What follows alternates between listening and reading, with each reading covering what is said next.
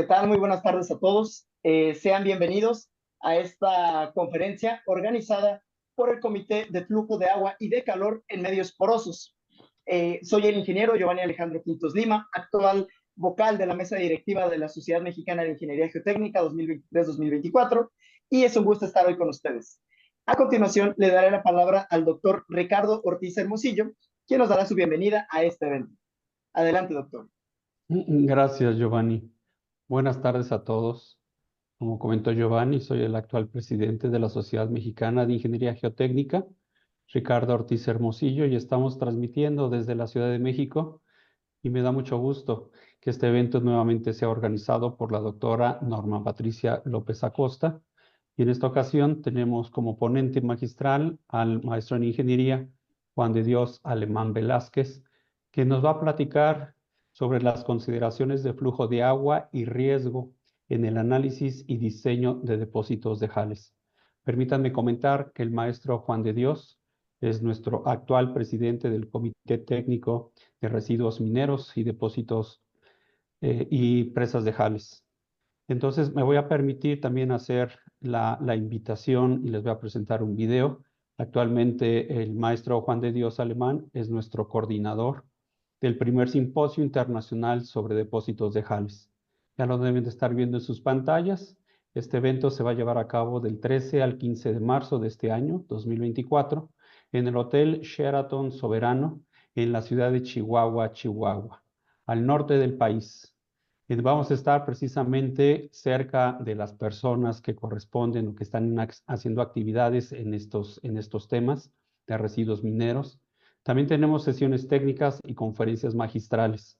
Las sesiones técnicas son las que están viendo ahorita en su pantalla.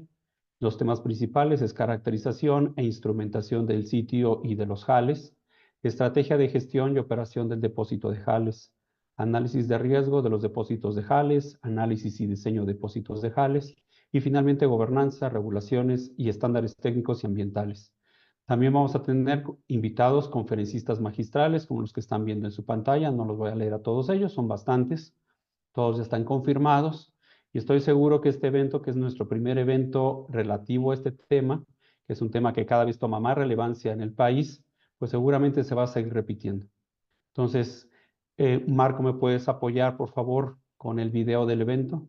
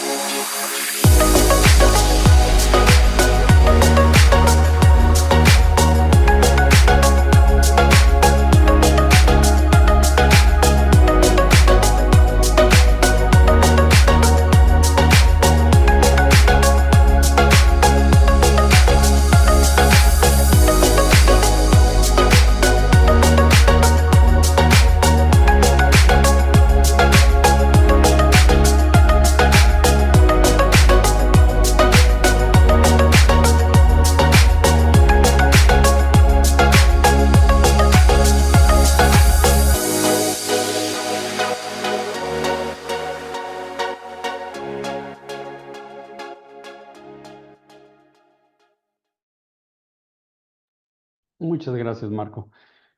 Mayores información lo pueden consultar desde nuestra página del SMIG. Ahorita nuestro equipo técnico lo pondrá en el chat. Les agradecemos también si aquí ya lo presentaron, ya lo tenemos nosotros en el chat. Agradecemos también si pueden asistir en este evento. Sin más preámbulo, le cedo la palabra a la doctora Norma Patricia López Acoste para que dé inicio a este webinar. Muy buenas tardes. Tu micrófono, Pati.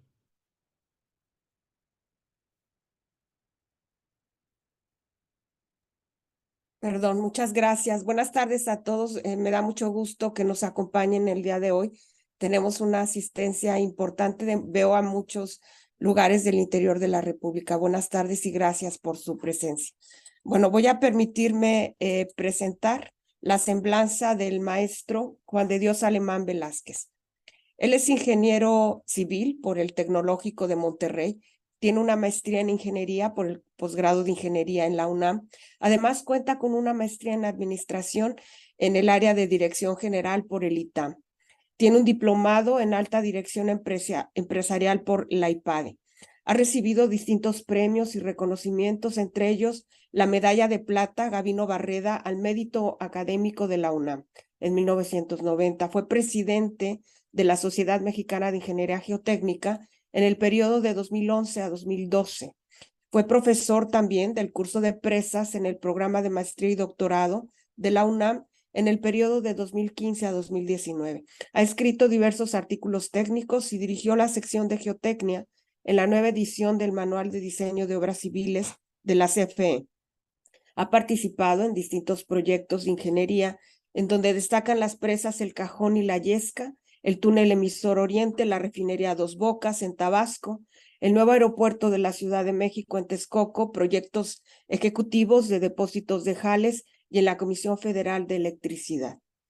Ha dirigido más de 200 estudios geotécnicos relacionados con líneas de transmisión, subestaciones, centrales termoeléctricas, eoeléctricas, entre muchos otros. Se ha desempeñado también en múltiples cargos de importancia en el pasado como subdirector de estudios y proyectos en Capufe, el más reciente, en 2021 y 2022, en periodo de pandemia, y fue subgerente de estudios de ingeniería civil en la CFE durante muchos años, desde 2003 hasta 2021. Me da mucho gusto estar el día de hoy aquí con un colega, pero también un gran amigo de hace muchos años. Juan de Dios, no quiero tomar más tiempo y te dejo la palabra. Muchísimas gracias por haber aceptado impartir esta conferencia. Gracias. Gracias, muy amable, Norma. Muy bien, pues vamos a pasar directamente, entonces déjenme compartir la presentación. Creo que ya se ve ahí, ¿verdad? Sí, ya se ve. Muy bien, pues básicamente, bueno, vamos a hablar hoy de dos temas eh, principales. Uno es el análisis del riesgo o el riesgo en sí en general, y la otra parte es el flujo de agua en impuestos legales y cómo estos dos aspectos se tienen que tomar en cuenta siempre en un diseño de este tipo de estructuras, ¿no?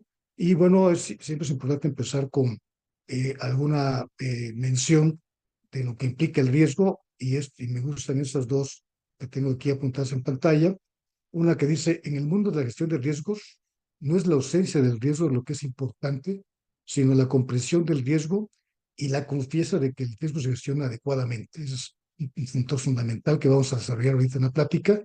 Y un segundo es: la gestión de riesgos es un término más realista que la seguridad, porque implica que los peligros están siempre presentes y deben ser respetados, entendidos y gestionados. Esto es muy importante en los impuestos legales porque es imposible siempre eliminar completamente el riesgo. Siempre habrá un riesgo residual y debe uno tomarlo en cuenta y debe uno saber cuál es ese nivel de riesgo residual para poder realmente estar conscientes de que está bien manejado. Entonces, a partir de estos dos puntos vamos a comentar enseguida el objetivo de la plática, luego algunos aspectos fundamentales de los impuestos legales para aquellos que todavía, algunos que estuvieran todavía no tan familiarizados con este tema, una información histórica sobre las fallas que ha habido, aspectos básicos de seguridad y riesgo, y luego el concepto de flujo de agua y riesgo, y al final daremos algunas conclusiones sobre la plática, ¿no?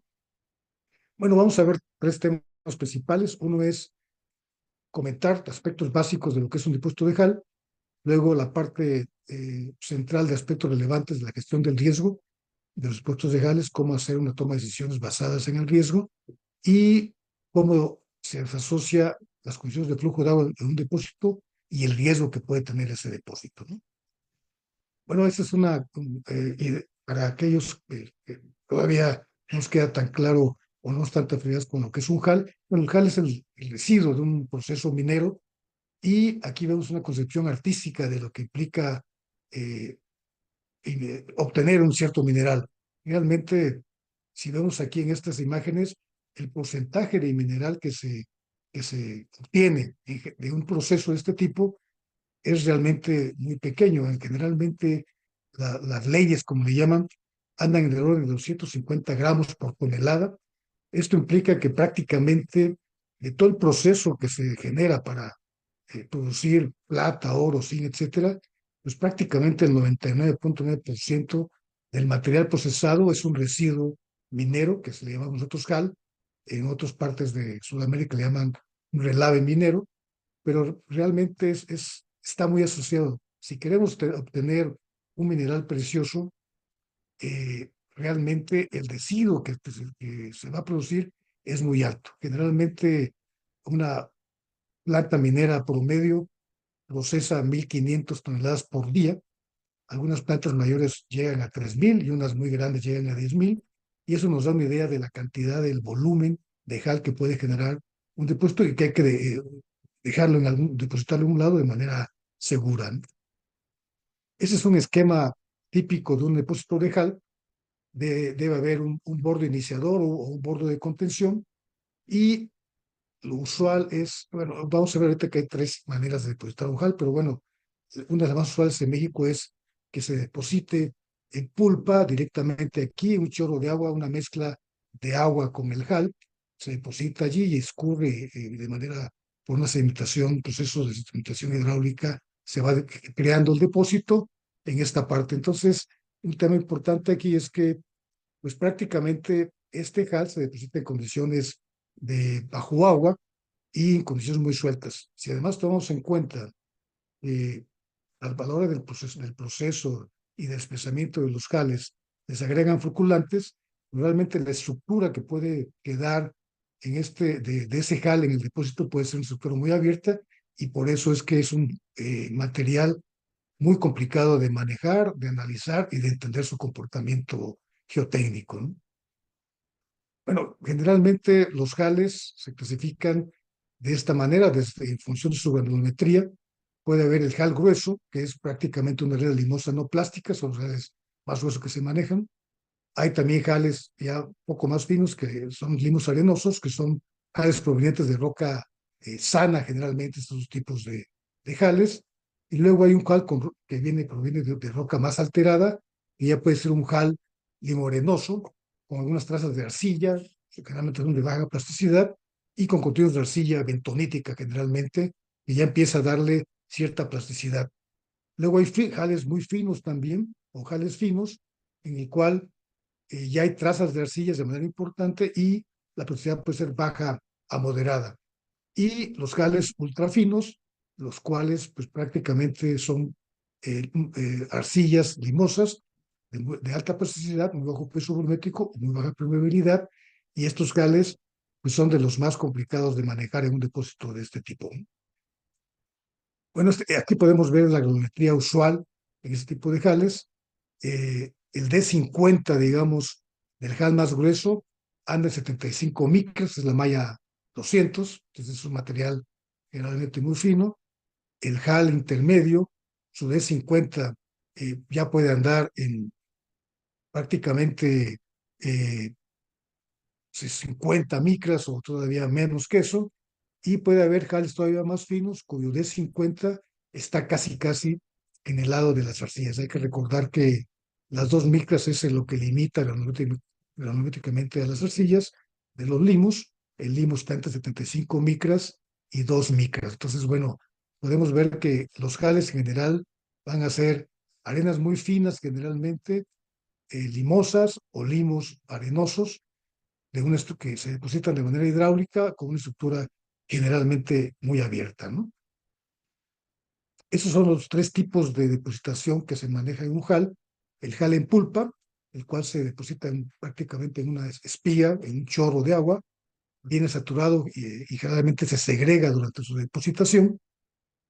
Aquí no es tan eficiente la recuperación del agua, siempre requiere un sistema de contención, su manejo es más complejo por las condiciones en las que se deposita, y la ventaja que tiene es que en lo que es el CAPEX, la inversión de capital, digamos, es relativamente pequeña de inicio, y lo que se gasta en operación, el OPEX, la parte de gastos operativos, pues también son relativamente bajos comparados con los otros procedimientos, ¿no?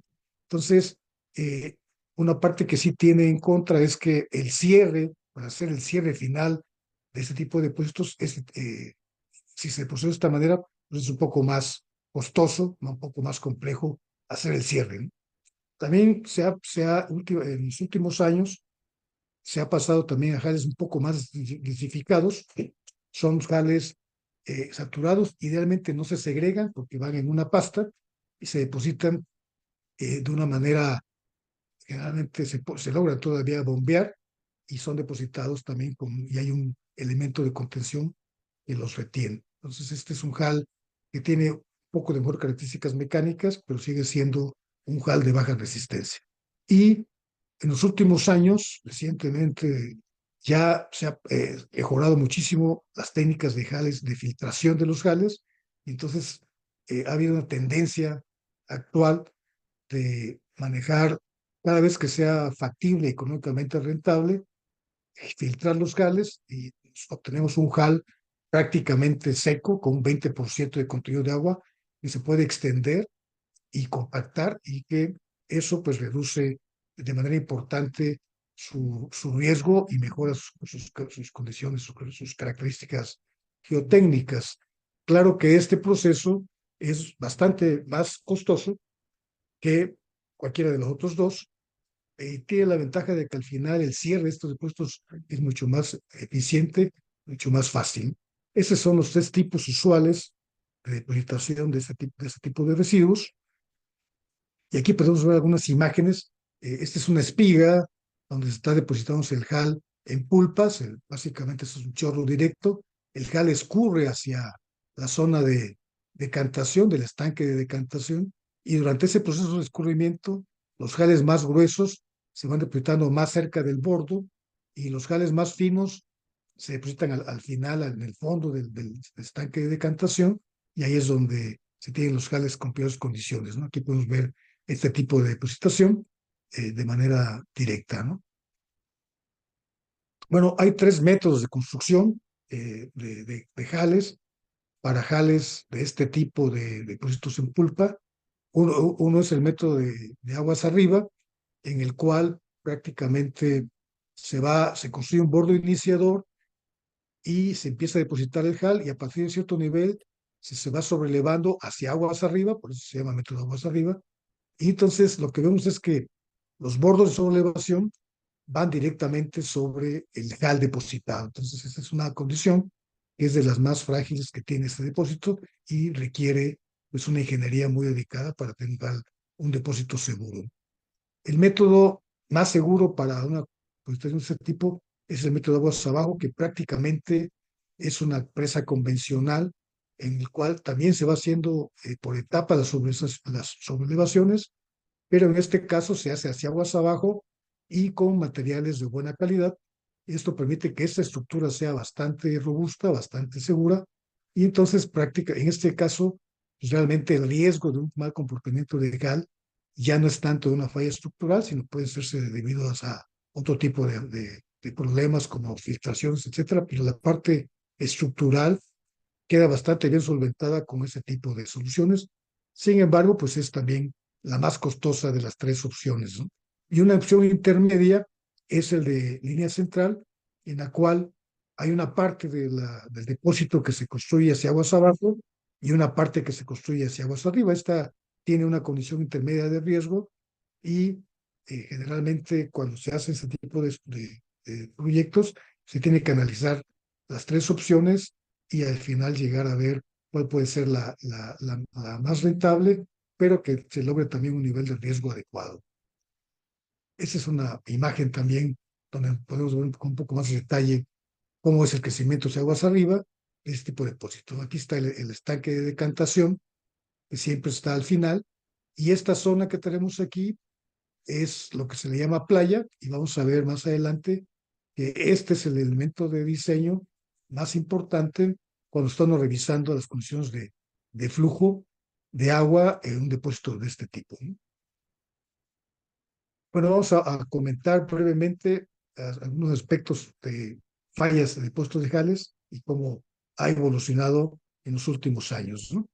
Bueno, esta es una gráfica donde en esta columna, en este eje, vemos el número de incidentes en depósitos de Jales del Storage Facility, como se menciona en inglés, y aquí los periodos, ¿no?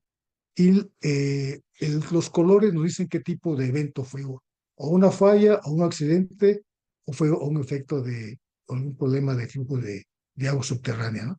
Entonces podemos ver que hasta 2015, digamos, había una reducción de ese tipo de fallas. Sin embargo, a partir de 2015 ha habido un incremento. Eso es un tema que ha inquietado a toda la industria, porque este incremento pues, se debe sobre todo a que cada vez se produce una mayor cantidad de depósitos de Jales y de esta manera los depósitos cada vez son más altos y eso pues incrementa el riesgo de este tipo de depósitos. Entonces, podemos ver aquí cómo ese efecto de tener cada vez mayores producciones de jales ha provocado que ha habido un incremento después de haber una tendencia muy clara a reducirse las fallas, ha habido en los últimos años un incremento de esas fallas y vamos a comentar más adelante por qué. Aquí podemos ver el tipo de falla. eh, en este caso, los colores es fallas muy serias, fallas serias y otro tipo de accidentes, ¿no? Y lo mismo, ¿no? Podemos ver que en los décadas anteriores al 90, pues había un cierto tipo, fallas poco importantes y el porcentaje de fallas muy importantes pues, era relativamente menor y vemos aquí la misma tendencia a incrementarse ese tipo de fallas. Es decir, esto nos dice que está habiendo un problema en cómo se está diseñando y cómo se está operando los depósitos de Jales y entonces ese es un tema que vamos a completar en este momento, ¿no? Aquí podemos ver las causas de fallas usuales en los depósitos de Jales. Podemos ver aquí la falla principal, que es la inestabilidad de los taludes de ese depósito. Un segundo elemento es fallas por sismo, las fallas por rebosamiento, por overtopping, que también es un problema hidrológico, fallas en la cimentación, fallas por filtración, algunas fallas estructurales de algunos elementos que están embebidos en el depósito de Jal, fallas por erosión, subsidencia de las minas y otras que no se supieron qué pasó, ¿no? Pero digamos que en términos generales, este es el grupo más importante de fallas, los modos de falla de este tipo de estructuras, ¿no? Este es otro gráfico en el cual aquí está el número de incidentes y aquí nos dicen el tipo de incidentes, ¿no? Aquí vemos nuevamente cómo las fallas por inestabilidad del talud, sismo y overtopping son más importantes. Y esto es un tema que vamos a ver porque el aspecto de la falla por inestabilidad pues, está muy asociado a la presencia del agua en el HAL y por lo tanto a la presencia del flujo del agua dentro de esas estructuras, ¿no? Bueno, a partir de aquí vamos a comentar algunos aspectos básicos de toma de decisiones basadas en el riesgo. Es un tema que en general a veces como ingenieros no lo tenemos tan presente, pero prácticamente cualquier proyecto que se maneje, siempre debemos tener presentes el saber el nivel de riesgo de ese proyecto y tomar las decisiones bien informadas con base en conocer esos niveles de riesgo, ¿no? Bueno, esta es una falla muy famosa ámbito de general de los impuestos legales, una falla en Mont Poly, en Canadá, en agosto del 2014. Fue una falla, un rompimiento de presa de los taludes, que pues en Canadá causó conmoción y eso que cambiara muchísimo la regulación canadiense en cuanto a cómo debería diseñarse, construirse y operarse de tipo de depósitos, ¿no?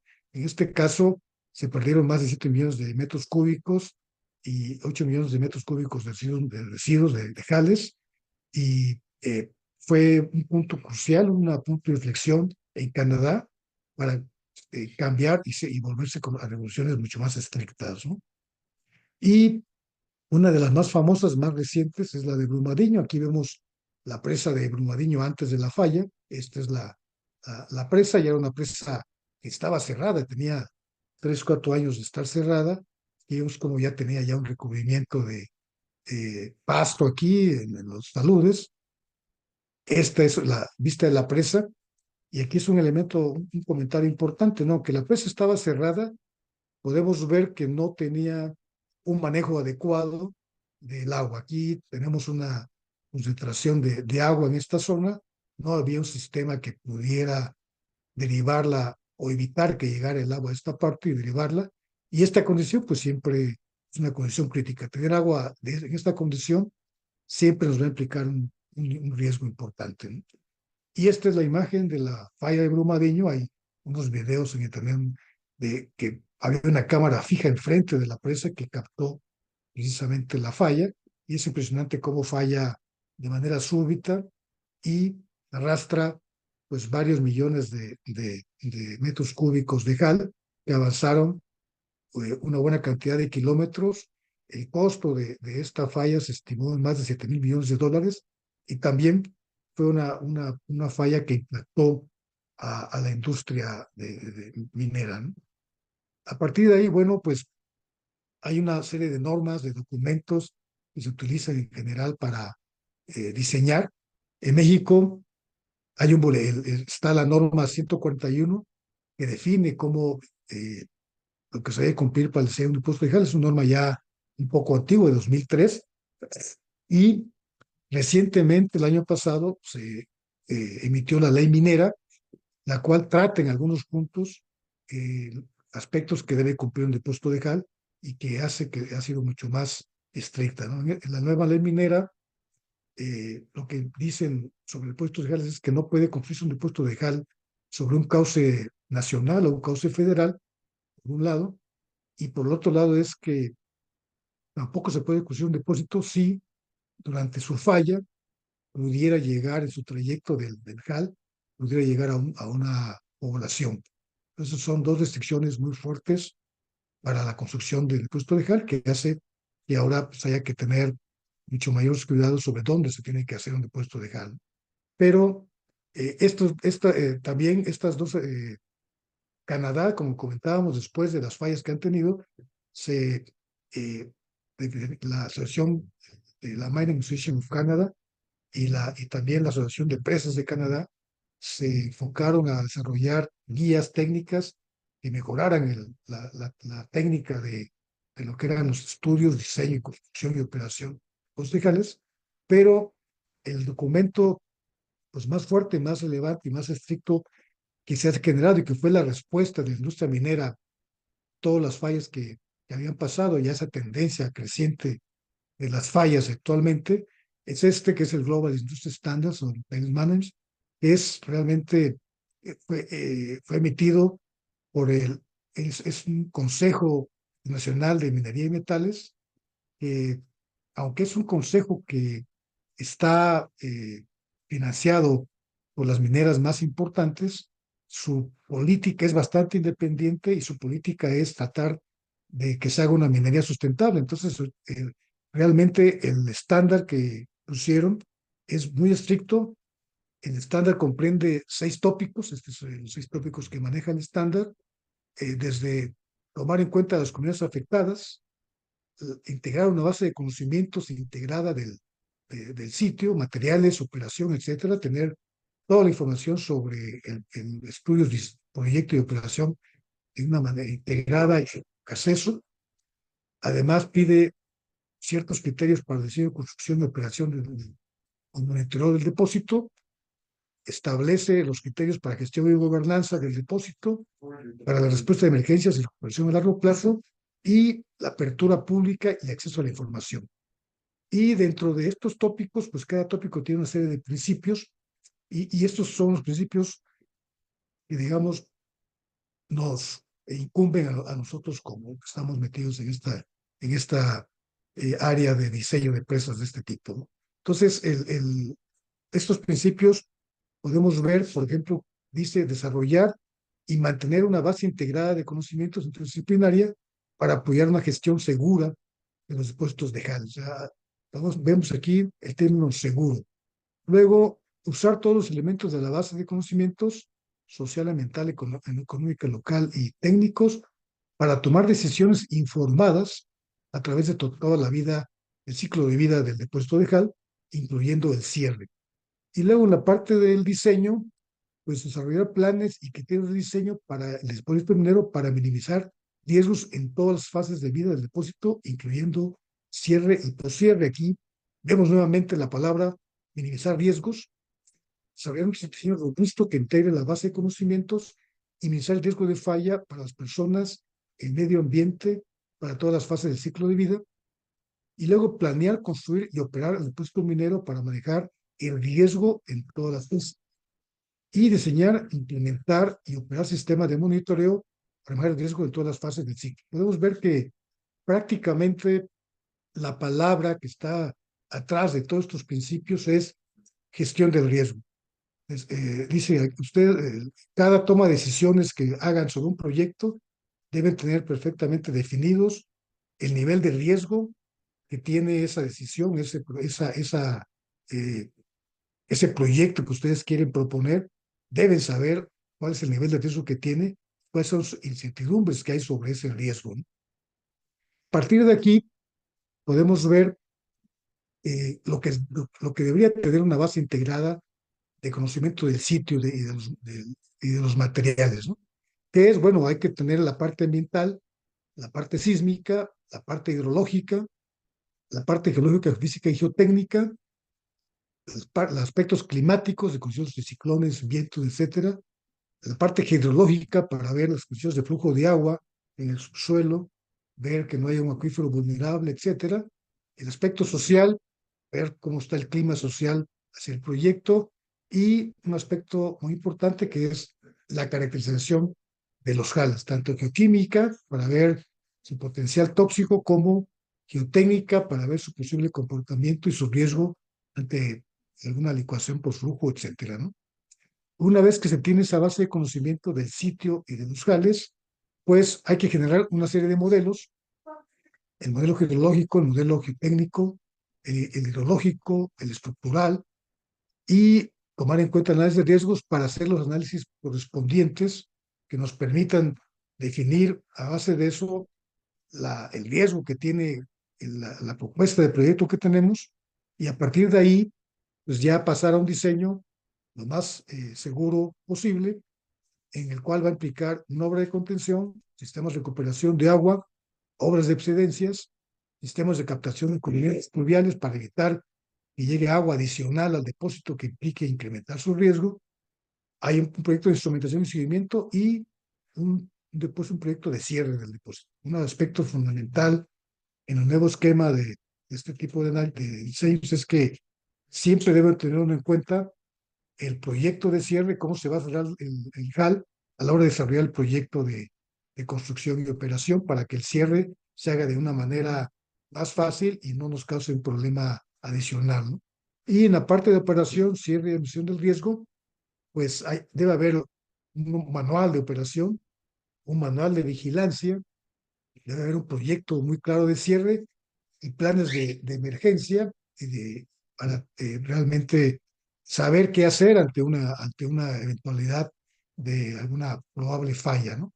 Y sistemas de gobernanza que garanticen toma de decisiones independientes que no estén únicamente enfocados en la producción, porque el gran problema cuando se deja la toma de decisiones únicamente a la parte productiva de una mina, pues va a ser muy difícil que tome de manera importante aspectos de riesgo, ¿no? Va a estar más enfocado a la producción. Entonces, los sistemas de gobernanza buscan que haya un elemento independiente del aspecto productivo que tome las decisiones sobre la parte técnica de los depósitos legales, ¿no? Ese es un esquema de la fase de vida de un depósito minero. Prácticamente casi cualquier proyecto que uno realiza, sobre todo proyectos de infraestructura, generalmente lo usual, lo adecuado es que sea por la metodología de etapas o puertas, stations and gates, le llaman en inglés, en el cual a cada etapa se define sus objetivos, sus alcances, y se completa la etapa, y al final de esa etapa se evalúan los resultados y se define si se pasa a la siguiente etapa o hay que hacer algo diferente o hay que renovar algo. Pero de esta manera, al avanzar un proyecto, como es esta metodología de etapas muy independientes de una de la otra, permite ir evaluando los riesgos de manera más eficiente y evita que se hagan inversiones también no justificadas, ¿no? Entonces, generalmente se empieza con una planeación, una concepción del proyecto y una planeación del proyecto en dos etapas, una de prefactibilidad y una de factibilidad, ¿no? En la prefactibilidad, lo que se busca es, de todas las opciones, descartar aquellas que evidentemente, por su nivel de riesgo o por su costo, son inviables, y quedarse con aquellas opciones que de entrada no tengan nada que las haga inviables. Entonces, de una etapa de prefactibilidad deben quedar 3, 4, 5 opciones que no tengan nada evidente que las descarte. Y luego, en una etapa de factibilidad, se evalúan esas opciones y se busca aquella opción que tenga el menor riesgo y que represente el menor costo y que sea el más rentable. Entonces, de esta manera se va tomando siempre este principio rector, que es enfoque de gestión del riesgo para todas una de las etapas. Y así avanzamos en cada etapa hasta el diseño, ingeniería básica y proyecto ejecutivo, construcción inicial. Hay que recordar que generalmente este tipo de depósitos se van haciendo en etapas, nunca se construye de una manera, o casi nunca se construye en una sola etapa, lo que implica una inversión muy alta de inicio. Entonces se va optimizando esa inversión, se va sobrelevando cada vez que se requiere. Entonces hay una función inicial y luego hay una operación y construcción en marcha. Prácticamente la operación y la construcción conviven durante toda la fase de operación del depósito.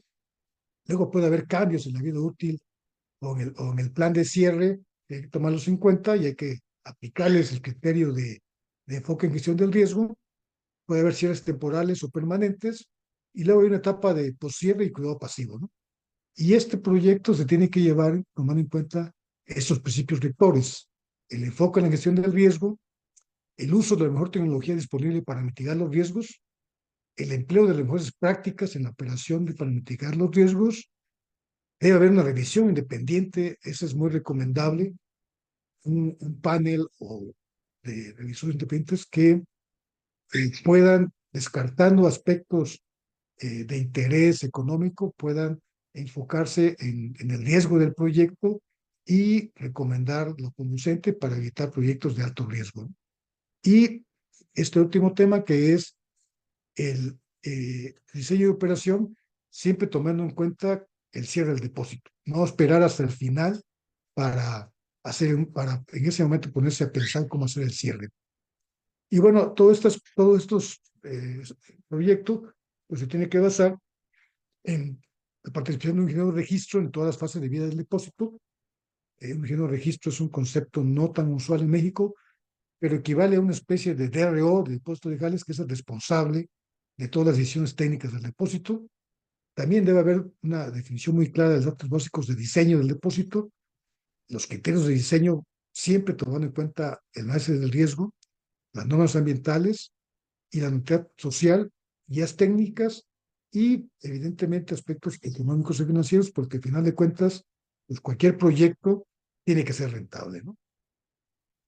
Ahora, hemos hablado mucho del riesgo, pero no siempre es tan claro qué es el riesgo y a veces se confunde peligro con riesgo. Y bueno, vamos a comentar un poco sobre qué entendemos por riesgo, ¿no? Bueno, aquí hay dos aspectos, lo que es la seguridad y lo que es el riesgo. Pues la seguridad es el conjunto de medidas y prácticas orientadas a prevenir y reducir el riesgo. Esa es una, mitigar los riesgos geotécnicos o en general los riesgos de un proyecto, ¿no? Y el riesgo, pues tiene tres factores fundamentales. Por un lado, está la probabilidad de que ocurra un evento con potencial de daño. Este es a lo que lo que realmente le llamamos peligro. El peligro es este, el peligro es la probabilidad de que ocurra un evento que pueda causar, que tiene un potencial de daño. Hay un peligro sísmico, por ejemplo, que es la probabilidad de que ocurra un sismo de cierta magnitud y pueda provocar un daño a una presa, por ejemplo. O el peligro hidrológico, que es la probabilidad de que ocurra una cierta avenida de ciertas características que también pudieran afectar el depósito. Esos son, digamos, el primer factor es el peligro de pudiera, que haya ese evento que pudiera tener el daño. Es una probabilidad. Luego, el segundo elemento es la vulnerabilidad de la estructura y es una probabilidad condicional. Está dada una vez dado ya y se dio el peligro, digamos, si ya ocurrió el sismo, ya ocurrió la avenida máxima probable, ¿cuál es la probabilidad de que la estructura falle? Esta es una de las probabilidades más difíciles de definir porque pues implica criterios a veces técnicos bastante complejos para lograr definir una probabilidad de falla. Generalmente en ingeniería civil estamos acostumbrados a hablar de factores de seguridad y no tanto de probabilidades de falla, y a veces no es tan clara esa diferencia entre cuál es la entonces de una estructura y cuál es la probabilidad de que falle esa estructura ante un cierto evento, ante un cierto peligro, ¿no? Entonces, bueno, esta es la vulnerabilidad y es la probabilidad de que falle la estructura, dado ya el evento del peligro, que un sismo o un aspecto hidrológico. Y el tercer elemento son las consecuencias, es decir, si ya se dio el peligro, si ya ocurrió la falla de la estructura, ¿cuál es el nivel de daño que puede provocar esa falla? Esas son las consecuencias. Entonces, el riesgo tiene esos tres factores y de una manera más general, aquí lo tenemos, el riesgo es la suma de todos los posibles peligros que puede tener, todos los posibles modos de falla, todas las posibles consecuencias que pueden estar asociadas a una estructura. Entonces, es una suma de esos diferentes probabilidades y modos de falla, y el riesgo total pues nos da la suma de todos esos eventos, esos peligros y esos modos de falla que pueden producirse, ¿no? Este es el concepto clásico, simple de lo que es un riesgo, ¿no? Ahora bien, ¿cómo se toman decisiones basadas en el riesgo? Bueno, hay tres componentes en cuanto al análisis de riesgo y un cuarto componente que es cómo comunicar el riesgo a los involucrados. Entonces aquí podemos ver que en sí el análisis del riesgo tiene que ver con tres aspectos, cuatro aspectos. Uno es identificar el peligro, qué puede pasar y cómo puede pasar. La primera parte de análisis de riesgo es identificar qué peligros están asociados y puede pasar. Luego, ¿cuál es la probabilidad de que ocurra? Es el siguiente paso, el siguiente elemento.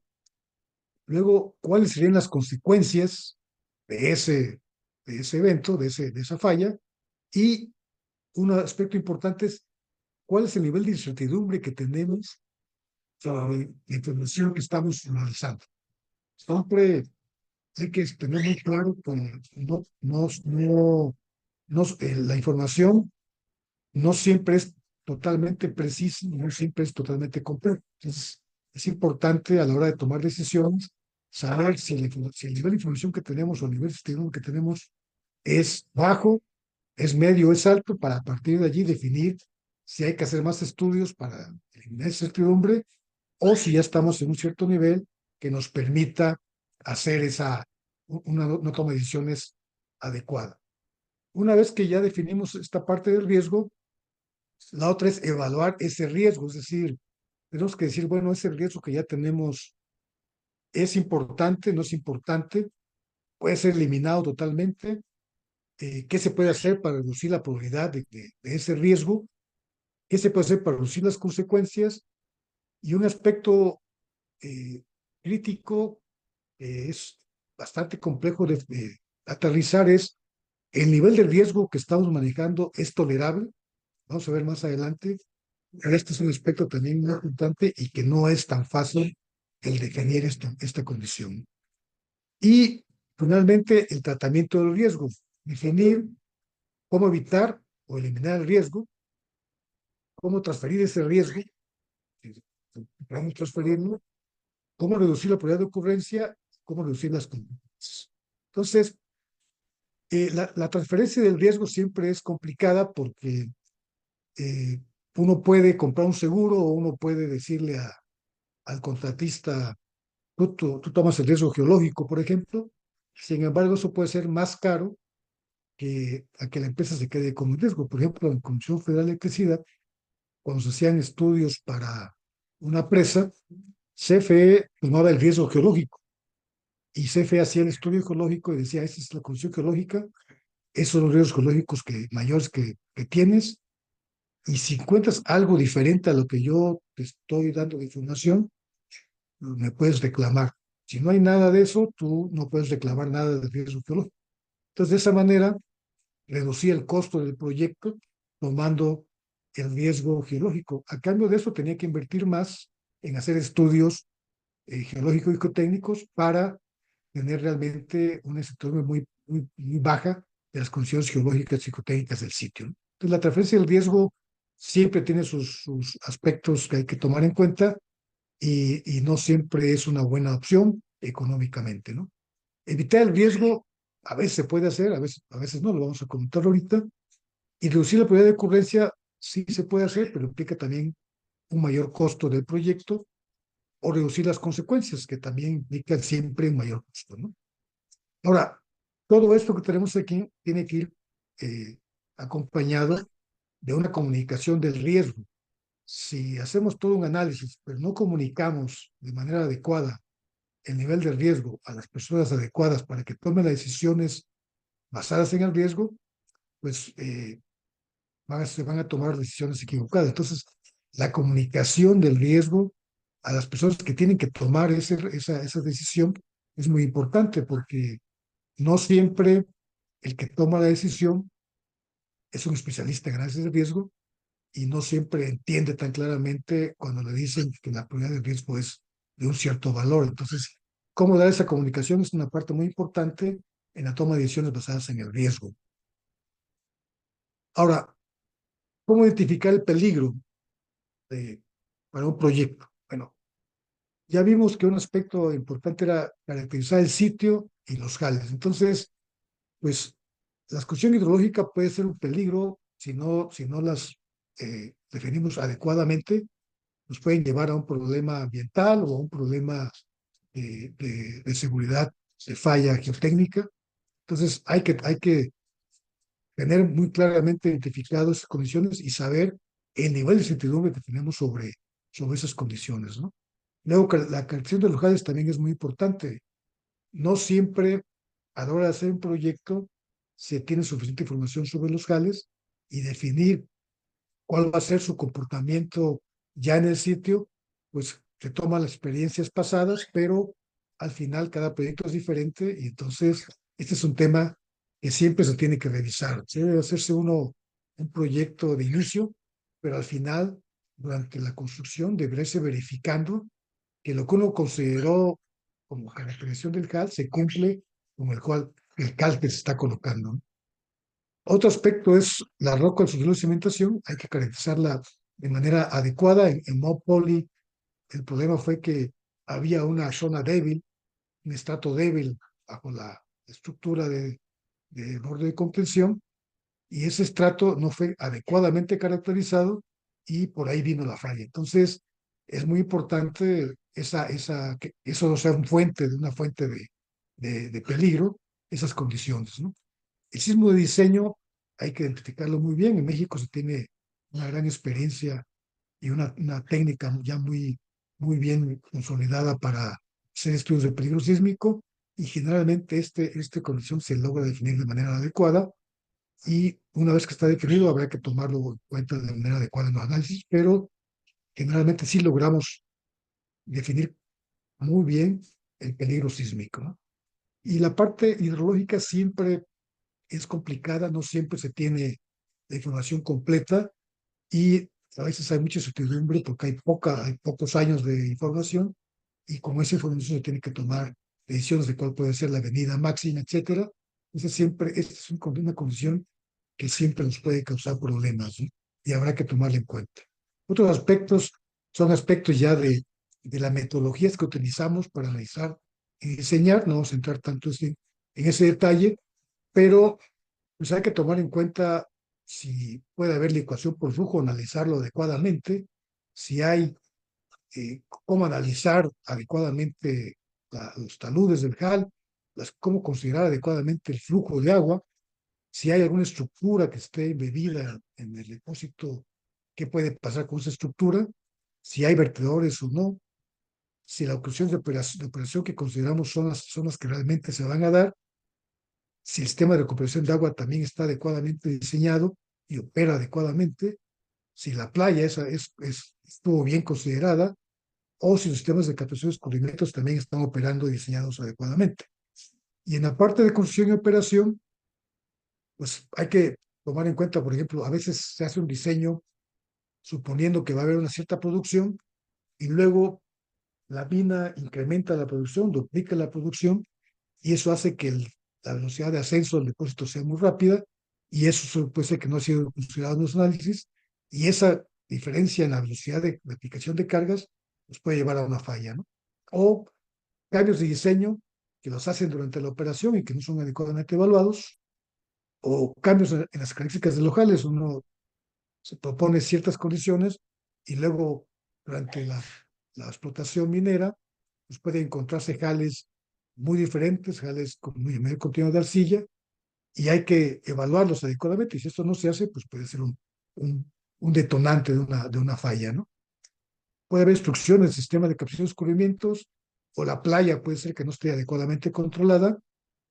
El sistema de vigilancia también debe operar y estar diseñado de manera adecuada, y aspectos de sistemas de gobernanza que garanticen decisiones bien fundamentadas, o que a veces no hay planes de emergencia, y eso puede provocarnos también problemas en el depósito. Entonces, bueno, como ven, hay una gran cantidad de factores que hay que tomar en cuenta, y debemos saber de cada uno de ellos cuál es el nivel de riesgo que tenemos y cuál es la incertidumbre que se tiene de la información con la que estamos tomando esas decisiones, ¿no?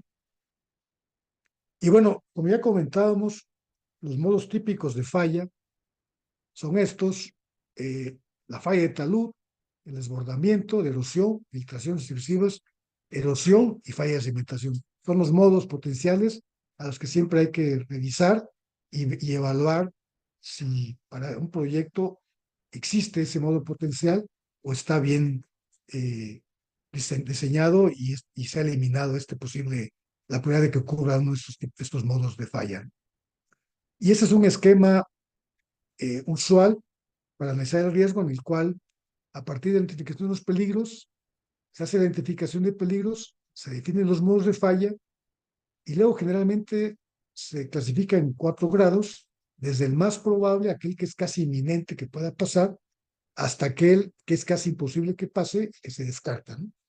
Y a partir de aquí se analizan solicitaciones en escenarios: el normal, que es el que le llaman de día soleado, aquel en la operación normal; el escenario hidrológico; el sísmico; y un estudio de qué tan fiables son las instalaciones del depósito, y que para estar seguros de que no son una fuente de peligro de falla, ¿no?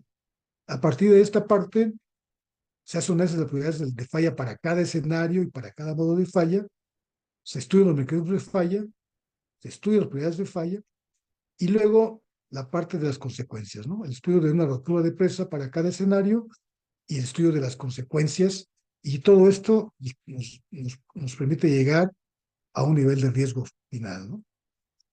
Bueno, aquí están los diferentes niveles de análisis de riesgo, desde el más sencillo, es un simple tamizado, hasta el más complejo, que es un análisis cuantitativo.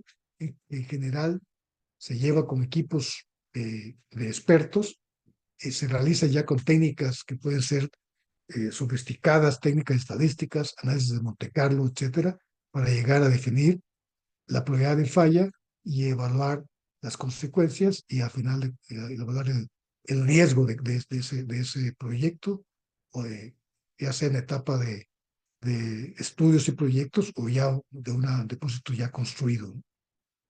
Y bueno, estos son diferentes análisis, de métodos de análisis, no vamos a entrar mucho en detalle porque ya tenemos poco tiempo, pero bueno, generalmente se empieza con análisis de problemas potenciales, que es un cribado muy simple de los posibles modos de falla, riesgos o peligros que existen, y se hace una selección para tener una idea de por dónde puede estar los peligros más importantes. Hay otros modos, como análisis de modos de falla potenciales, análisis de modo de falla y sus efectos, el árbol de eventos, que se utiliza mucho en análisis de fallas de presas, el árbol de fallas, y ya para proyectos mucho más complejos, hay técnicas estadísticas avanzadas y análisis de Monte Carlo y análisis similares que se emplean ya cuando son proyectos muy importantes, cuando el nivel de riesgo es muy alto y se tiene que tener una idea mucho más clara y con números muy duros sobre el nivel de riesgo, ¿no? Bueno, habíamos hablado de cómo tratar el riesgo y ya que definimos ese peligro, pues hay estas cuatro maneras de tratar el riesgo, ¿no? Una es evitar o eliminar el riesgo. Entonces, si tenemos un problema con el jal en pulpa, pues podemos usar un jal filtrado. Si hay un problema de un elemento de roca, un estrato débil, pues vamos a buscar cementar, eliminar ese estrato y irnos a roca firme, por ejemplo.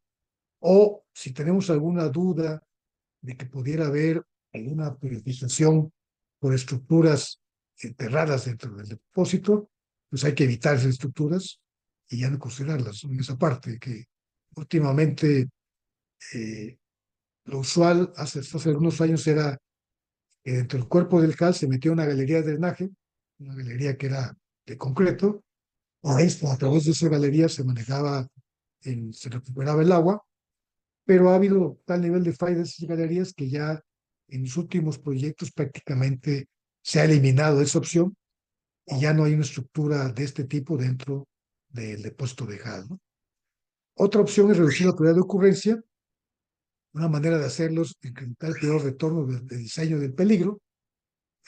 Por ejemplo, con agua, hasta hace una década, pedía que se diseñaran todo lo que era las zonas hidráulicas con un periodo de retorno de 1000 años, pero se dio cuenta de que era realmente un periodo muy bajo y ya hasta hace unos 10 años más o menos incrementó a 10.000 años. Entonces ahora tiene que diseñar con periodos de retorno de 10.000 años para las avenidas de diseño, con los cuales se diseñan las obras hidráulicas de estas estructuras. O también se puede reducir la probabilidad de ocurrencia usando las mejores prácticas en el diseño y la construcción de estos depósitos. Y otra manera es reducir las consecuencias. Se puede reducir las consecuencias con un sistema de vigilancia de depósito adecuado, que nos permite detectar algún mal comportamiento, algún comportamiento anómalo y llegar y eliminar el problema. O un manual de operación, mantenimiento y vigilancia eficiente que garantice que se construya y se opere adecuadamente el depósito, o planes de emergencia que permitan tomar acciones de evacuación, por ejemplo, para evitar daños o fatalidades, ¿no? Son las opciones usuales de tratamiento de riesgo. Y aquí viene una de las partes más complicadas de análisis de riesgo, es cómo definir si un riesgo es tolerable o no. Entonces, bueno, generalmente hay una región de riesgo ampliamente aceptable para toda la sociedad, para los individuos. Hay otro rango en el cual las personas están conscientes del riesgo, pero también están conscientes del beneficio y aceptan el riesgo a pesar de, porque el beneficio que reciben es suficiente para compensar ese riesgo, ¿no? Y hay otra zona que en la cual el riesgo es inaceptable.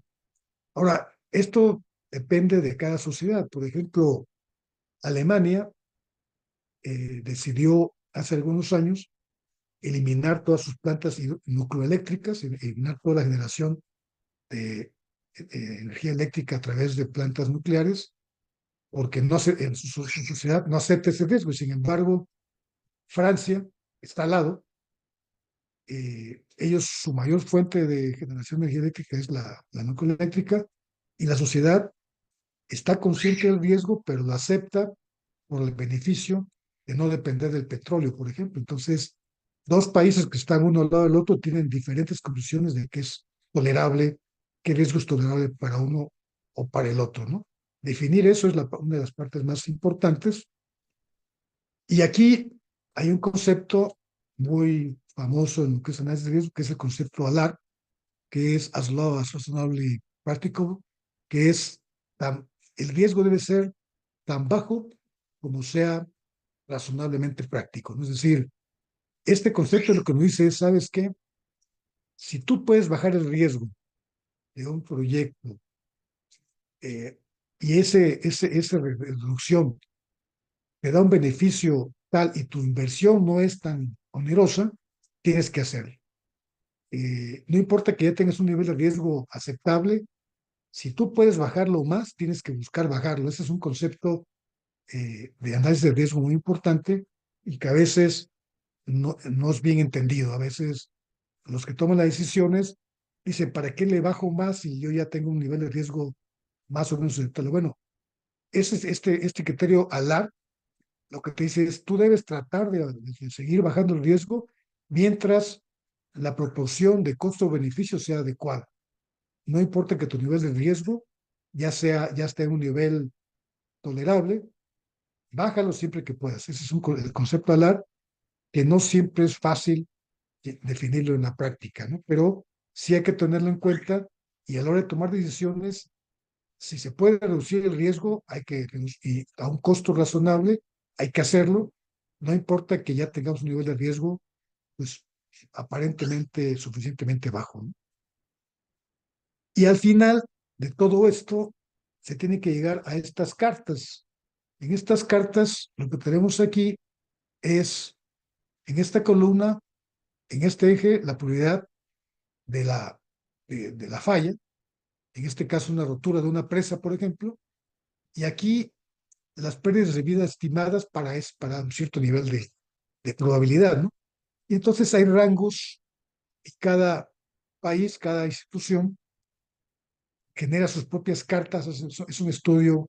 Llegar a una carta de estas implica un estudio muy completo de definir los niveles de tolerabilidad del riesgo y llevarlos y plasmarlos en estas cartas. Entonces, aquí vemos, por ejemplo, la carta que propone el USBR de Estados Unidos para rompimiento de presas, y esta es una zona que te dice, en esta parte ya no hay una justificación decreciente para reducir el riesgo eh, o mejorar el conocimiento del riesgo. Si estás aquí, ya no es tan justificable invertir más en bajar el riesgo. Sin embargo, si lo puedes hacer, hazlo, ¿no? Esta es una parte en la cual se tiene que evaluar el riesgo a profundidad y asegurarse de que si podemos reducirlo de manera adecuada, lo hagamos. Aquí es una condición en la que la probabilidad de ocurrencia del peligro es muy baja, pero la probabilidad de la consecuencia es muy alta.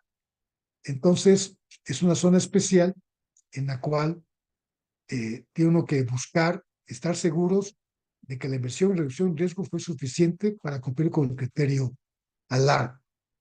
Y esta es, por ejemplo, la de Australia, y esta es la del cuerpo de ingeniería. Entonces vemos que hay diferencias porque estos análisis tomaron en cuenta la percepción de la sociedad del riesgo para una presa de este tipo, ¿no?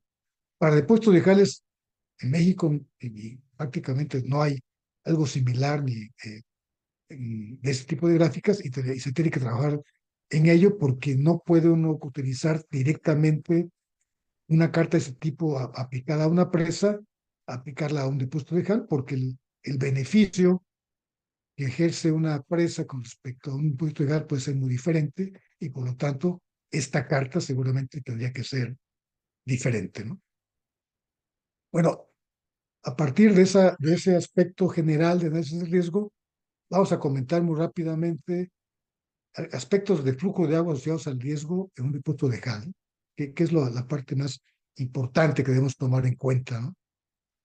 Bueno, ya vimos que hay tres aspectos de los modos de falla. Hay tres que están muy relacionados con lo que es la falla asociadas al flujo del agua dentro de un depósito.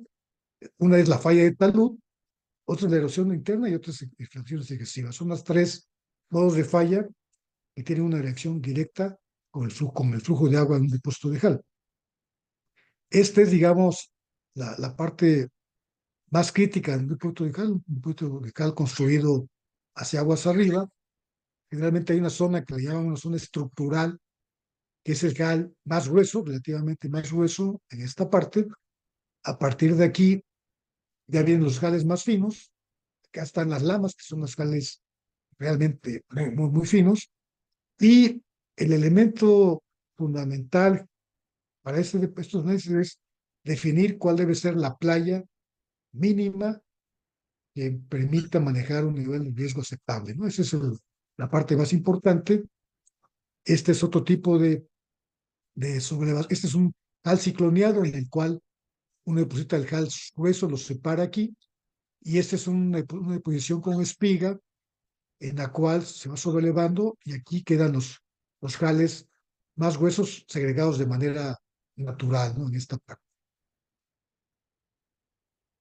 Generalmente los hales van creciendo, su permeabilidad va decreciendo con la distancia de donde se depositan. En la zona estructural cercana a la depositación es la mayor permeabilidad y conforme se va depositando el hal, va siendo menos permeable y en la zona del estanque de decantación, donde el hal se deposita prácticamente bajo agua, pues son los hales más impermeables de todo el depósito, ¿no? Eso hay que tomarlo siempre en cuenta. En un depósito de hal es casi imposible que sea un depósito homogéneo, siempre debe tomar en cuenta estas consideraciones, ¿no?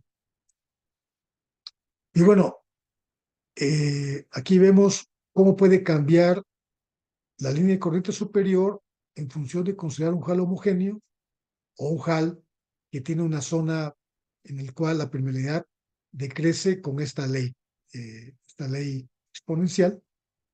Entonces aquí vemos, este sería la línea de corriente superior, considerando que aquí hay una base, aquí hay una zona permeable, en esta parte, que es el borde iniciador, y aquí tenemos la línea de corriente para un hal homogéneo y la línea de corriente para un hal en el cual la permeabilidad es mayor, cercana al sitio de deposición y va decreciendo con la distancia. Entonces vemos que el tener una zona más permeable abate esa línea de corriente y hace más seguras las condiciones, ¿sí? Pero hay otras condiciones que hay que tomar en cuenta. Esta es la que habíamos visto, está tomada de una tesis de Yoval Licano, que ha estado trabajando con la doctora Norma Patricia en análisis de flujo de agua y de contaminantes en depósitos de hales.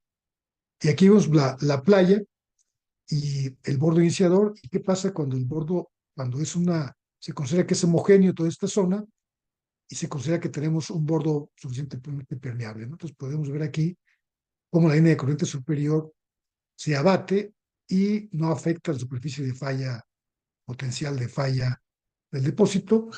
Generalmente debemos buscar que la zona del borde iniciador, la zona permeable, tenga una permeabilidad generalmente de 9 a 25 veces mayor que la permeabilidad del hal. Entonces, esto es un criterio del cuerpo de ingenieros y busca que sea por lo menos un orden de magnitud más permeable la zona de filtros y de drenaje para garantizar una permeabilidad adecuada y un abatimiento de este tipo. Sin embargo, ¿Qué pasa si el bordo iniciador no cumple con esa condición y no es tan permeable? Pues va a subir la línea de corte superior y aquí va a tener dos problemas. Uno es que va a afectar la zona de los puntos de falla, potencial de falla. El hecho de que haya saturación en esta zona tiene dos consecuencias. Por un lado, puede haber algún problema de tonificación en esta salida, y por otro lado, el hecho de que el cal no esté aquí parcialmente saturado hace que reduzca de manera importante su resistencia y esto puede provocarnos un problema de inestabilidad, ¿no? Entonces, es importante estar seguros de que el bordo iniciador funciona realmente como un bordo permeable y que los niveles freáticos se mantienen de acuerdo al proyecto suficientemente bajos, ¿no? Ahora, una conexión más complicada puede ser eh, que haya alguna intercalación, de repente haya cambiado las condiciones de explotación del HAL y se nos haya eh, formado una capa de HAL mucho más fino, menos permeable, y eso también nos va a cambiar las condiciones de flujo. Aquí podemos ver cómo el hecho de que tengamos un HAL fino y un HAL gruesos intercalados hace que la línea de corriente superior se eleve y pueda afectar la zona de superficie potencial de falla. Entonces, son consideraciones que deben tomarse en cuenta a la hora de un diseño de este tipo de estructuras, ¿no? Otro aspecto es el gradiente crítico. Ya vimos que lo que buscamos es que la línea de corriente superior, la superficie freática, siempre vaya hacia una zona controlada, que es el borde iniciador, permeable, y evitamos que nos pase esto en el cual pueda salir a través de los jales en esta zona. Este es un riesgo de tubificación importante y hay que tomar en cuenta, son valores del gradiente crítico que estimaron en varias presas falladas y podemos ver que el gradiente crítico es muy pequeño. Puede haber un gradiente prácticamente mínimo y aún así puede ocurrir la filtración. Por lo tanto, esta condición hay que evitarla. Aquí podemos ver estos gradientes en estos casos de 0.07, que sin embargo falló la presa. Aquí están unos gradientes que eran los que muchas veces se utilizaban como criterios de diseño. Se adaptaba un gradiente de 1.20 en arcillas de 0.6, en arenas de 0.45 y así, realmente gradientes bastante altos, y sin embargo, y comparados con los de falla, pues podemos ver que realmente, aún con gradientes muy, muy pequeños, ocurría la falla. Entonces, conclusión, si hay un riesgo de que haya un flujo de agua que vaya a irse sobre y vaya a salir a través de los jales, habrá que tomar una precaución adicional, colocar algún filtro para garantizar que no haya un riesgo de tubificación. Y bueno, aquí están lo que se podría hacer para tratar los riesgos asociados al flujo de agua. Bueno, el más fácil, pues es, como ya lo hemos comentado, bueno, pues son jales filtrados, que son jales secos, en el que no hay agua. Nada más que eso puede ser muy costoso. Otro elemento que se puede utilizar es sistemas de captación de escurrimientos que eviten que llegue agua adicional al depósito. Hay que procurar que en el depósito, siempre que podamos, evitar que llegue agua de la cuenca en la que está el depósito, evitar que llegue esa agua hacia el depósito y de tal manera que el depósito nada más maneje el agua de lluvia que directamente cae y el agua que le llega del proceso, ¿no? Y eliminar usos de galerías filtrantes o chinos que comentábamos, que también siempre son un riesgo muy importante. Entonces, bueno, esa es una manera de evitar de manera el riesgo. Otra opción sería construir una presa aguas abajo, que también nos quita muchos problemas, pero siempre pues tendrán un costo mayor, ¿no? La otra es reducir la probabilidad de ocurrencia de ese riesgo. Entonces, bueno, aspectos como incrementar los periodos de retorno, que habíamos comentado, o mejorar sistemas de bombeo de recuperación de agua redundantes para evitar que la playa tenga la probabilidad de que se reduzca. sistemas de vigilancia eficientes para detectar oportunamente cualquier cambio en las condiciones de la operación, filtros en zonas de posibles salidas de flujo de agua, un bordo iniciador permeable y con filtros adecuados, y drenes tipo espina de pescados en fondo de puerto. Ahorita vamos a comentar esta parte, que esta es una acción que puede ayudarnos muchísimo en el comportamiento de este tipo de materiales, ¿no? Y la otra opción es reducir las consecuencias con sistemas de vigilancia al depósito adecuados, con construcción de bordos de emergencia aguas abajo para que si hay una falla se contenga el derrame hasta un cierto nivel, manuales de operación, mantenimiento y vigilancia eficientes, que sean bien definidos, que sean atendidos en el sitio. Otra opción es reubicar poblaciones, lo cual prácticamente es imposible en la actualidad en México y prácticamente en el mundo, y planes de emergencia eficientes que en el caso de alguna posibilidad de una falla potencial permita evacuar personas, etcétera, y reducir así las consecuencias, ¿no? Digamos que son los tratamientos más usuales para reducir el riesgo o mitigar el riesgo debido a un problema de flujo de agua, ¿no? Y este es un ejemplo de un dren de espina de pescado.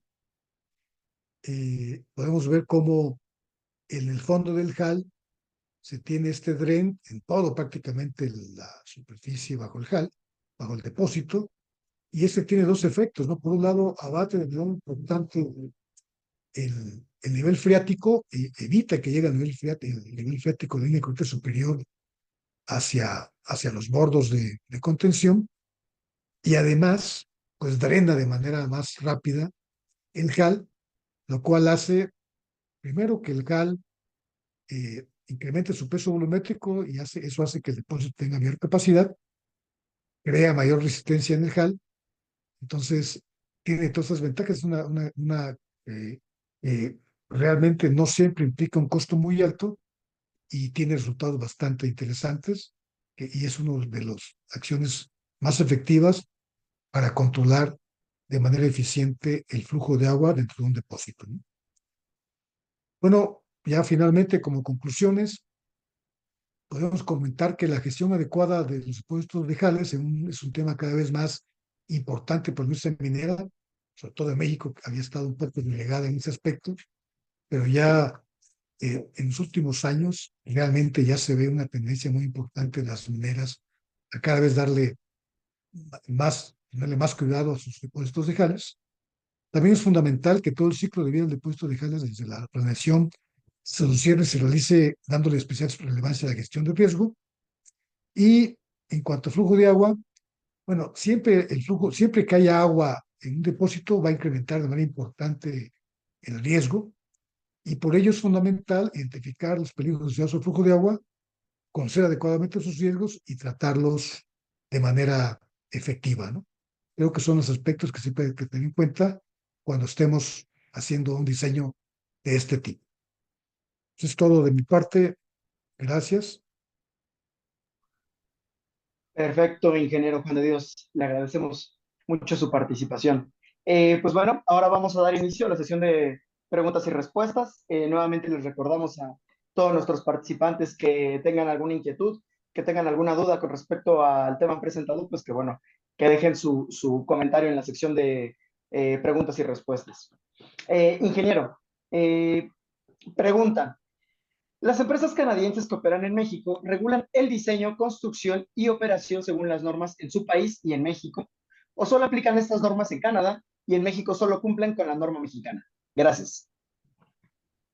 Bueno, la experiencia es que hay de todo. Hay empresas canadienses muy serias, sobre todo las más grandes, que aplican las normas, los criterios canadienses, y están tratando de aplicar en buena medida el Global Standard.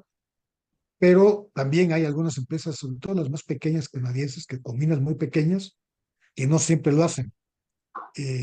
Depende mucho de la política de cada empresa, de la seriedad, de cómo toman sus decisiones, pero poco a poco casi todas van hacia una toma de decisiones en el cual buscan también que cumplir con la normativa canadiense, porque el impacto en su imagen de una falla, no importa dónde sea, el impacto de su imagen en su país y en el propio país en donde hay esa falla, pues es muy importante y eso está haciendo que se preocupen más. Y por otro lado, las agencias de seguros, digo, los bancos y las aseguradoras que financian y aseguran estos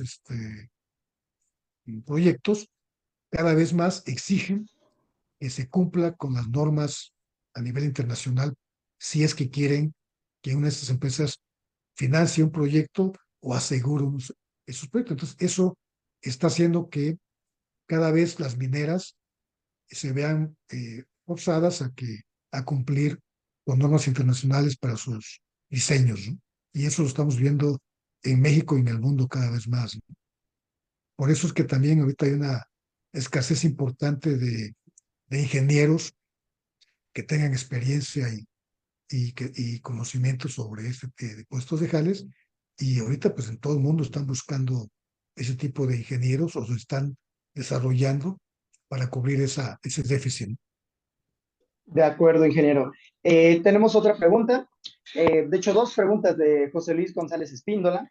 La primera es, ¿qué medidas de protección ambientales se deben considerar en la operación de depósitos de jales?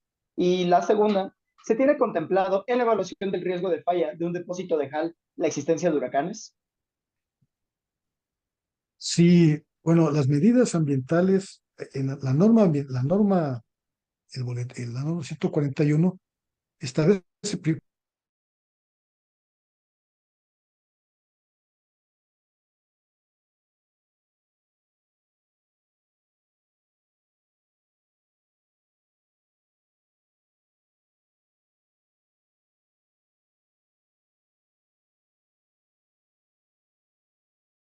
del acuífero por alguna lixiviación de elementos pesados de los jales hacia esos acuíferos. Entonces, se tiene que cumplir esa parte ambiental. Primero se tiene que clasificar si el jal tiene elementos potencialmente tóxicos y a partir de ahí, si existe un acuífero vulnerable, tomar las acciones para evitar que exista un riesgo de contaminación y lo usual es que se tenga que permeabilizar el fondo del depósito, ya sea a través de una barrera de arcilla, un compuesto o un liner, esa parte, pero sí existe ese criterio, ¿no?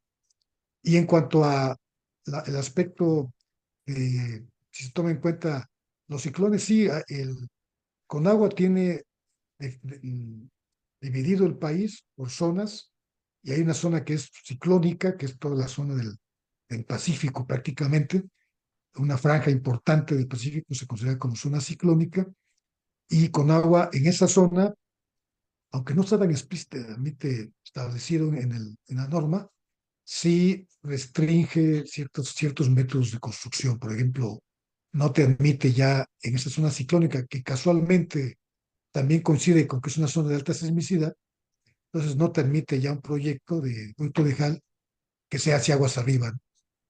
Prácticamente te obliga a utilizar o métodos de aguas abajo o procedimientos de jales filtrados en esa parte. Entonces sí toma en cuenta la norma, esas condiciones de ese ambiente ciclónico y es restrictivo en ese aspecto. De acuerdo. También lo felicitan por la exposición. Y la pregunta es, con respecto a la instrumentación para el monitoreo y gestión del riesgo, no solo por flujo de agua, sino por demás factores, ¿podría mencionar algunos ejemplos en cuanto a sensores y adquisidores de datos de forma manual o remota? Y bueno, efectivamente los proyectos de vigilancia o de monitoreo tienen que medir varios aspectos, ¿no? Por un lado, las condiciones del nivel freático o de la superficie freática del cuerpo del depósito, es un aspecto que tiene que definir. La otra parte es la respuesta sísmica ante un evento sísmico, y esto se hace con acelerómetros generalmente. Eh, Otro aspecto es el comportamiento de esfuerzo de deformación o de deformación. En este caso, hay inclinómetros de varios tipos, hay inclinómetros permanentes en el cual se instala el kilómetro y se instala un sistema que permite monitorear de manera prácticamente continua el desplazamiento de un talud, por ejemplo, ¿no? Y enviar esa información de manera remota a un centro de atención que permite hacer eso, ¿no? Y hay otros elementos, por ejemplo, con equipos de topografía automatizados que están tomando imágenes, están tomando lecturas y permiten comparar y detectar algún movimiento. Y un tercero que ahorita está penetrando también mucho es la metodología INSAR, que es a través de interferometría a través satelital, permite, mediante vuelos satelitales, tomar una imagen del depósito y con una tecnología bastante avanzada, detectar si existen algunos movimientos en esos materiales. Entonces, eso es las tecnologías usuales para medir, para monitorear el comportamiento de un HAL y tratar de detectar si entra en un comportamiento anómalo o no. Siempre esto debe tener asociado definido umbrales de alerta para detectar en qué momento se empieza a ver un comportamiento que no es el esperado y tomar medidas oportunas para controlar y reducir ese riesgo, ¿no? De acuerdo. Ya que estamos en el tema de monitoreo, Ángel Castro pregunta, ¿de qué depende el arreglo de la instalación de los piezómetros en las presas de Jales?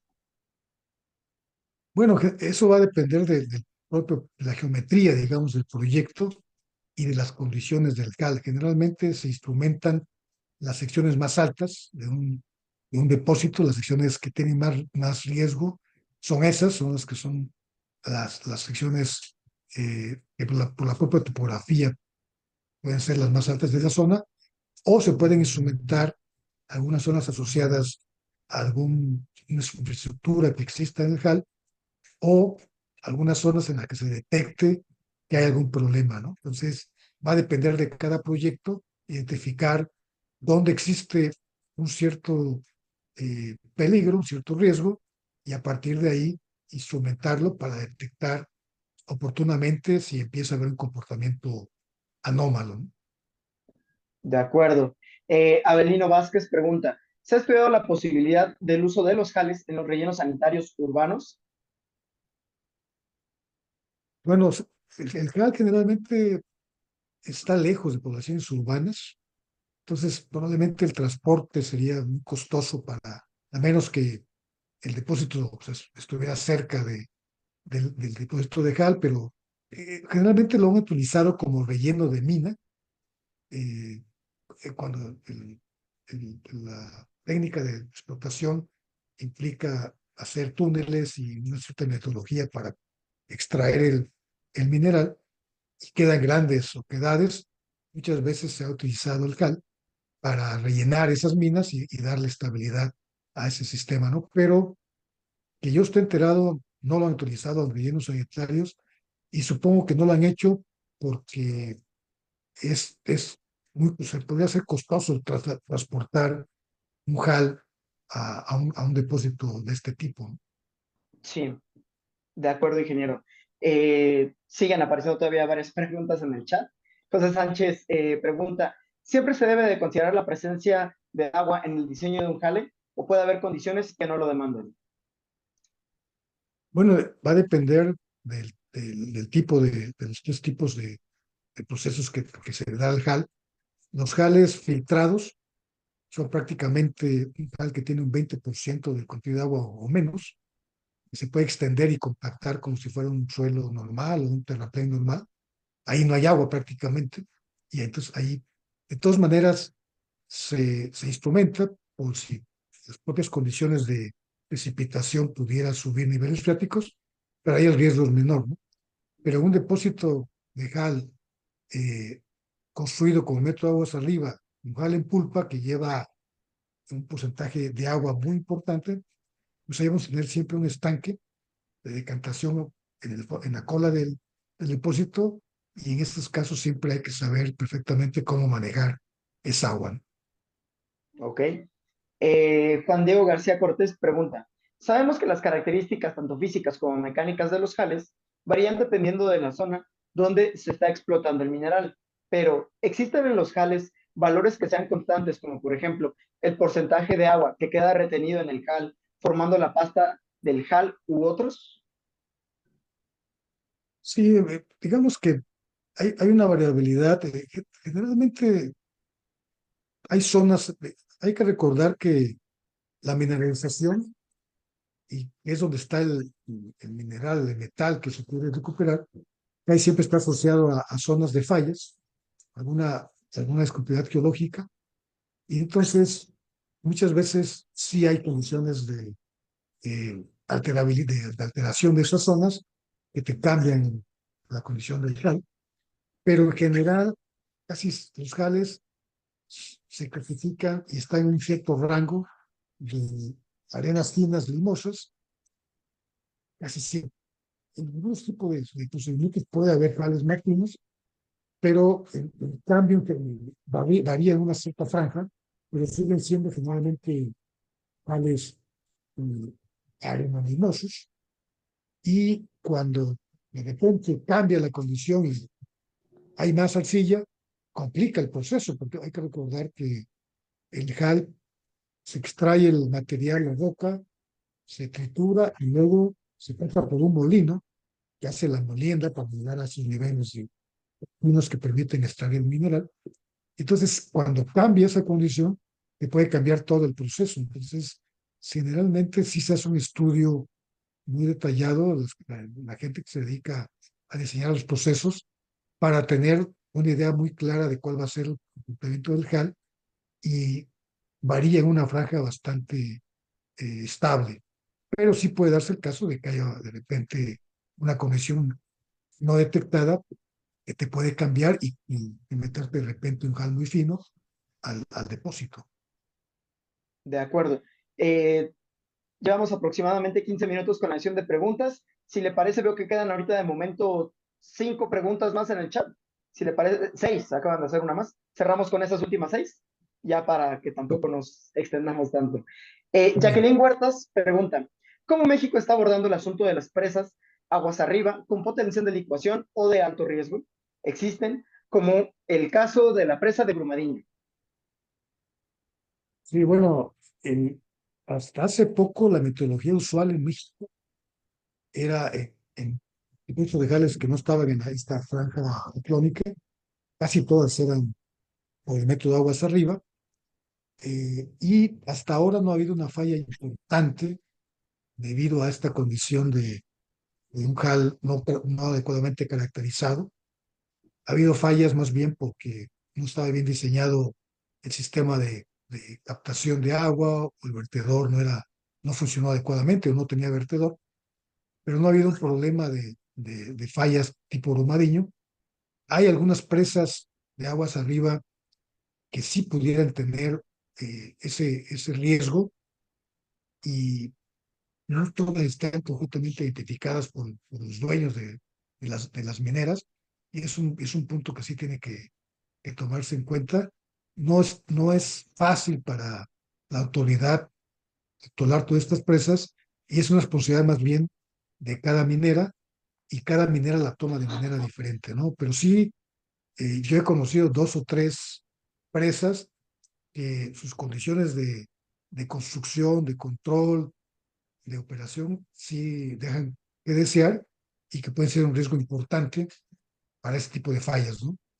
Hasta ahora no ha ocurrido en México, y la norma mexicana y las propias autoridades sí evitan que haya este tipo de proyectos en estas zonas ciclónicas, pero sí han dejado un poco libres el tomar estos proyectos en otras zonas. Y a veces, si ese proyecto no afecta a una cuenca, únicamente lo revisa Semarnat, no lo revisa Conagua, y entonces no siempre se revisan adecuadamente los criterios de diseño. Y la conclusión, corta, es: si hay algunas presas en México que tendrían que ser revisadas con detalle para verificar que no tengan una potencial de riesgo similar, no del tamaño de Brumadinho, pero pues un daño importante a la población si es que llegaran a fallar. Ok, la misma Jacqueline Huertas, en la misma línea de lo que acaba de comentar al final, pregunta o comenta que ahora en Brasil se están intentando descaracterizar las presas aguas arriba con potencial de licuación estática. Pregunta que cómo es que se trata este asunto en México. No, bueno, en Brasil, por Brumadinho, Brumadinho fue realmente, causó un impacto muy fuerte en Brasil, a la imagen de lo que era la industria minera, y a raíz de eso, bueno, Brumadinho llevó a la cárcel a un buen número de involucrados allí y los costos para la dueña de la presa y para todos los que estaban involucrados fueron muy altos. Y eso llevó al otro extremo de decir, bueno, cero aguas arriba, Perú tampoco las acepta, Chile tampoco, pero son extremos, ¿no? Porque en México hay zonas desérticas, por ejemplo, en el que la presa aguas abajo no hay ninguna población y por lo tanto el riesgo de algún daño importante es pequeño y en esas presas con un procedimiento adecuado obviamente eh, zonas en el que permitas que se vaya desecando el cal, puedes manejar procedimientos aguas arriba sin riesgo, ¿no? Pero sí son áreas muy específicas, pero creo que tampoco nos podemos ir al otro, al otro extremo de decir ya no se pueden permitir este tipo de proyectos porque en algunas zonas el riesgo que tienen es tan bajo, la probabilidad de que llueva es tan baja, la probabilidad de que haya un sismo es muy baja, y entonces no hay población cercana, no hay un río cercano, entonces realmente en estos casos en el que el riesgo es relativamente pequeño, son proyectos que pueden tomarse en cuenta, pero siempre, como comentamos, debemos saber exactamente cuál es el nivel de riesgo de ese proyecto. De acuerdo, ingeniero. Eric Villagrana pregunta si es que existe alguna ley que prohíba la construcción de presas de jales cerca de Bocamina. No, no existe bueno, las normas no se asocian a las bocaminas, pero sí se toma en cuenta cuando se diseña una presa de jal, si es que la explotación de la propia mina va a pasar después por debajo y se debe tomar en cuenta si eso implica un riesgo o no, porque ha habido fallas por subsidencia en el cual hubo una excavación por debajo y falló el techo y vino la falla del depósito por una falla de esa subsidencia de esa túnel que excavaron abajo. Entonces, se tiene que verificar eso, pero más que cerca de una bocamina hay que tener cuidado que no haya un depósito de jal que en su falla pudiera afectar trabajadores o instalaciones y ponerlos en riesgo, ¿no? En esa parte. Es lo que se debe revisar en todo este tipo de diseños. De acuerdo. El ingeniero Enrique Ibarra pregunta, ¿existen personalidades que consideran que el monitoreo topográfico en tiempo real con INSAR es inútil para la detección oportuna de las etapas incipientes de fallas frágiles, como las que ocurren en la licuación de flujo? ¿Cuál es su opinión al respecto? Sí, bueno, si uno ve Brumadinho, por ejemplo, pues efectivamente Brumadinho dio pocas señales de, de una posible falla. No siempre la INSAR tiene la precisión para detectar eso. Realmente ninguna falla ocurre de manera súbita, a menos que haya una acción súbita atrás que la provoque. Por ejemplo, un sismo, Brumadinho se habló que a lo mejor Brumadinho ya estaba mostrando algún problema y estaban haciendo un estudio en la presa, había perforadoras arriba de la presa estudiando Brumadinho, y hay alguna teoría que dice que a lo mejor esa trabajo podría haber desencadenado la falla. Pero efectivamente, eh, eh, no parece que el INSAR tenga la precisión para este tipo de fallas de licuación por flujo. Y ahora, tampoco es tan fácil detectarlo aún con esquemas de otro tipo, porque es un fenómeno pues a veces no tan bien entendido, depende mucho de las características del HAL, y detectar dónde puede haber esta condición no siempre es fácil, ¿no? Pues por eso hay que tener siempre un monitoreo redundante. Efectivamente, contestando a la pregunta del doctor Ibarra, sí es difícil que el INSAR lo pueda hacer por la precisión, porque a veces no da señales totalmente claras este tipo de fallas, pero tampoco estas fallas pueden ocurrir de la nada, ¿no? Si ocurre una falla súbita es porque había alguna señal o hubo algo que la desencadenó. Es muy difícil que una falla parezca de la nada y se dé. Siempre o va mostrando indicios o tiene que haber una acción extraordinaria que la provoque, ¿no? Entonces, eh, es probable que no sea tan eficiente el INSAR para ese tipo de problemas y habrá que pensar en otra tecnología que sea un poco más eficiente y que además dé datos de manera más oportuna, porque el INSAR pues tampoco es que te pueda dar datos de manera diaria, sino que va a depender de la frecuencia de paso eh, de los satélites en esa zona. Perfecto, ingeniero. Y pues bueno, la última pregunta de José Luis González Espíndola. ¿Se puede considerar exitoso el análisis del comportamiento de un depósito de HAL con métodos numéricos? Bueno, como siempre, hay dos aspectos, ¿no? Primero es cómo está caracterizado el material, que el modelo geológico geotécnico, que también representa el comportamiento del material, por un lado, y por otro lado es el modelo, el software que utilicemos, que también utiliza ese modelo y representa esa falla adecuadamente.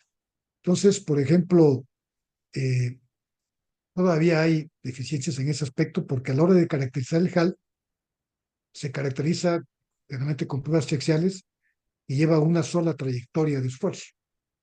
Entonces, esa trayectoria de esfuerzos da, en función del modelo que uno utilice, da ciertos parámetros, pero en la realidad, las trayectorias de esfuerzos reales en una mina, en una superficie de falla, son muy diferentes en función de la posición del suelo en la superficie de falla.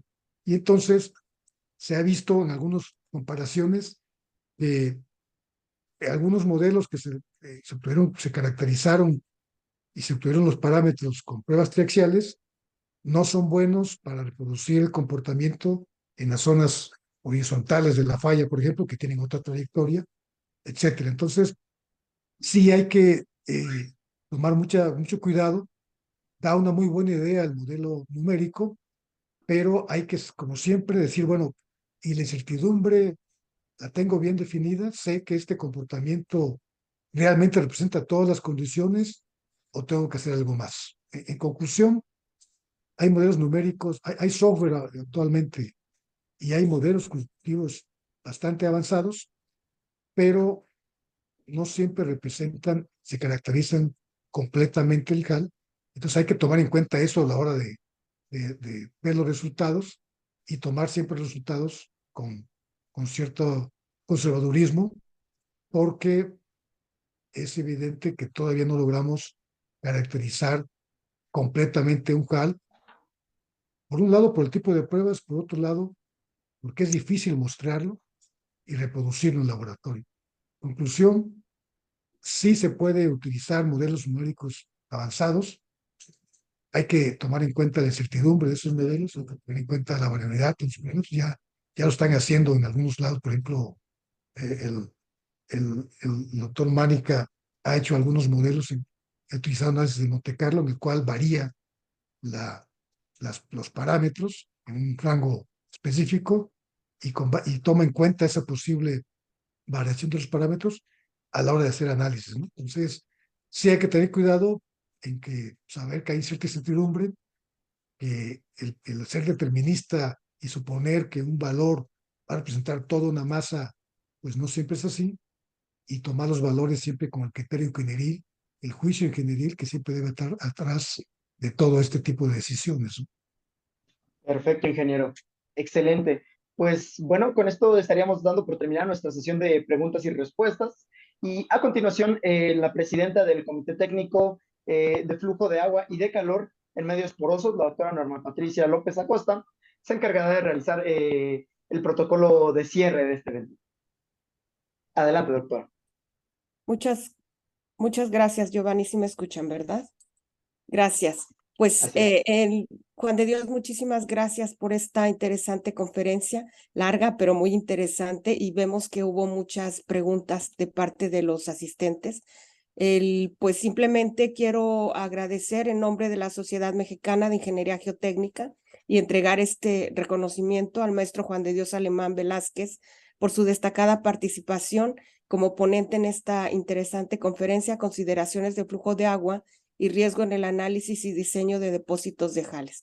Muchísimas gracias, Juan de Dios, y muchas gracias a todos los que asistieron a esta interesante plática de distintos estados de la República y también de aquí, de la Ciudad de México. Muchos colegas nuestros que están aquí conectados, les agradezco a todos.